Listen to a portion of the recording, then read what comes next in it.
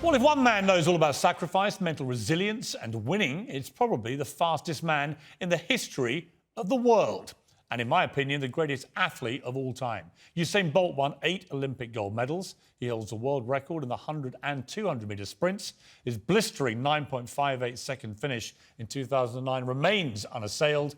And his biggest achievement of all, I'm sure he would agree, in his most punishing assignment, was that he won Soccer Aid as captain in 2019 with me as his manager, and I inspired him to score. Well, Usain Bolt returns to the London Stadium this Sunday to lead the World 11 at Soccer Aid again for UNICEF, and I'm delighted to say Usain joins me now. Well, skipper, I still see you as my skipper. How are you?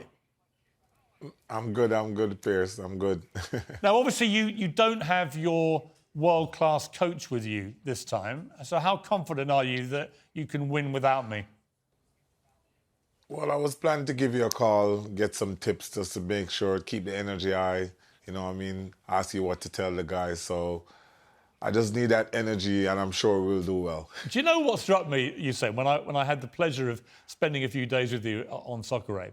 I don't think I've ever seen anyone who tried harder than you to be brilliant at another sport. Obviously, you're the greatest athlete that's ever lived, but your dedication to football is extraordinary. You really do love the game, don't you?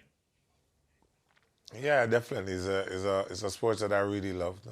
Coming up as a youngster, and I watch, as you know, I'm a Manchester United supporter, so I definitely keep abreast of what's going on in the world when it comes to football. So when I play, I do want to play at my best. A good friend of mine is Cristiano Ronaldo, obviously at Manchester United again at the moment. And you're very similar characters in the sense that I think at the core of your incredible success, the pair of you, is an almost unbelievable mental strength and resilience that goes with your talent. I mean, do you think that without that, you would have achieved anything like the success you've had? No, I definitely think you have to be resilient and never give up, you know what I mean? You have to always want to do more. You have to never be satisfied, and I think I agree with you. I'm like, Christian is like that. He never gives up. No matter how much goals he scores, he wants to score more. I was watching him the other day, and he scored 2 goals and he missed 1, and he was so upset with himself. You know what I mean? He just always wants to do more and do better, and that's the kind of mindset that gets you to the top and keeps you there. Yeah, I completely agree, and I think it's a self-fulfilling thing. It's got to come from within, hasn't it? Because no one can teach that to people, I don't think.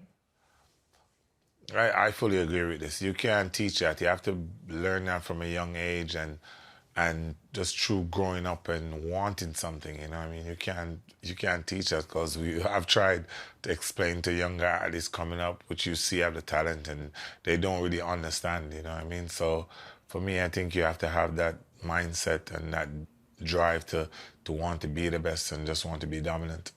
Could you ever celebrate coming second, do you say? Anything?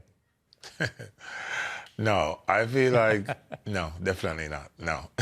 That's all you had to say. I'm a sore loser. I knew the answer, loser, but the great champions are all sore losers, aren't they?